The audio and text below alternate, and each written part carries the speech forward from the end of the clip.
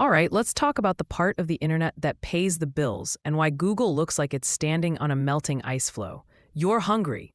You open your phone, and instead of typing Thai food near me into Google like it's 2015, your agent just does the job. It checks menus, applies coupons, remembers you hate bell peppers, and places the order. No query, no 10 blue links, no banner circus. Google's ad machine doesn't even get a whiff. That's not theoretical. That's 2025. Agents are draining the oxygen out of the search page like a Dyson in a broom closet. Here's the core problem. People still want answers, more than ever, but they don't want the hunt. Ads live in the hunt. Agents delete the hunt. Google keeps the plumbing and loses the stage. And the numbers are not kind. When an AI summary shows up on a Google results page, people click half as often on normal links. 8% versus 15%. Half. That's not a UX tweak. That's a click-through amputation. Stack that on top of the zero-click trend, the one everyone tried to hand-wave as a temporary vibe. In 2024, roughly 58 to 60% of searches ended without a single click to the open web. AI summaries pour concrete over that habit. People get an answer and bounce. The funnel flatlines before a single ad impression gets to breathe. And even when users do click, Position 1, the Super Bowl of SEO, has started performing like a Wednesday night scrimmage. Independent studies find AI overviews correlate with a roughly 34.5% drop in CTR for number one rankings on informational queries. Imagine winning the race and the trophy shrinks when you touch it. That's what it feels like to rank in 2025. Now zoom into Google's wallet. Alphabet's Q2 2025 print tells a simple story. The company is still a search ads company with very expensive hobbies. Google Search and Other did $54.19 billion out of $96.43 billion total revenue in the quarter. YouTube ads, $9.80 billion. Google Network ads actual fell to $7.35 billion.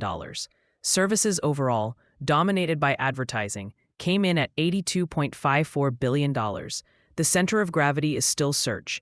If agents bulldoze the ad surface, the money printer sputters. And while the ad surface shrinks, the cost to keep up is exploding. Google's AI push is the most expensive free product rollout in history.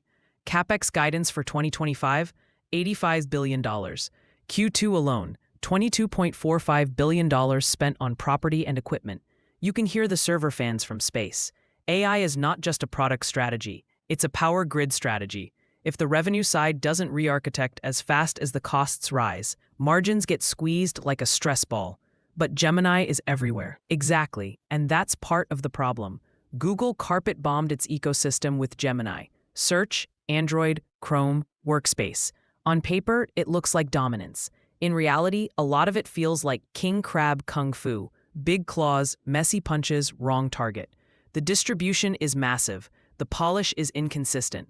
And the more Gemini shows up in search as those AI overviews, the more publishers report their traffic getting nuked from orbit. That's not a win for the web. That's a win for Google's on-Google metrics, while the external economy takes the L. Publishers aren't just grumbling on Twitter, they're lawyering up. Penske Media, the house behind Rolling Stone, Billboard, The Hollywood Reporter, just sued Google over AI overviews, saying the summaries hijack their work, keep users on Google, and shred affiliate revenue. When the suppliers of your content start filing in federal court, you don't have a PR issue, you have a business model issue. Here's the part that stings. Google actually has more usage in some areas. The company is bragging about scale. Gemini's app hitting 450 million MAUs, AI overviews getting billions of users. But that scale cuts both ways. It means the cost of serving free answers is also scaling like crazy. The math only works if those answers become reliably monetizable. Right now, for a huge chunk of informational queries, they're not. They're just starving the open web while Google pays the GPU bill. Let's call the shape of it. Google's classic superpower was auctioning human hesitation, all those micro moments between curiosity and decision. Agents vaporize hesitation. They don't show you bizarre. They hand you a plan. And there's no aisle for AdSense inside a plan. That's why CTRs are falling. That's why zero-click is normal. That's why the results page is turning into a glass wall you can't monetize the same way. So what does the next chapter look like for Google? Specifically the painful part. Fewer ad slots. fuzzier attribution, more lawsuits from content suppliers, rising capex to fund free answers, a search P&L that's still the main character even as the stage lighting goes dark. It's not that Google disappears. It's that the angle that made Google untouchable, monetizing intent in public, keeps shrinking while the company pays more to keep the lights on. Final punchline: the most valuable real estate on the internet used to be the results page. In the agent era, it's the plan, and Google doesn't own your plan. It just owns the pipes. The money followed the plan out the door, and the pipes don't get ad clicks.